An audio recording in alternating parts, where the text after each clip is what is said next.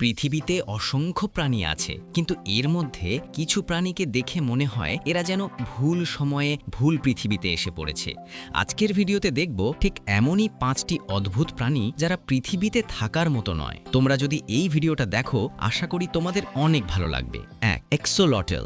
মেক্সিকোর এই পানির প্রাণীটিকে বলা হয় স্মাইলিং ড্রাগন। এক্সোলটল কখনো বড় হয় না, সারা জীবন লার্ভা বা শিশুর মতোই থাকে। বিজ্ঞানীরা একে বলেন নিওটেনি। দেখতে মনে হয় যেন কোনো কার্টুন চরিত্রকে জীবিত করে আনা হয়েছে। 2.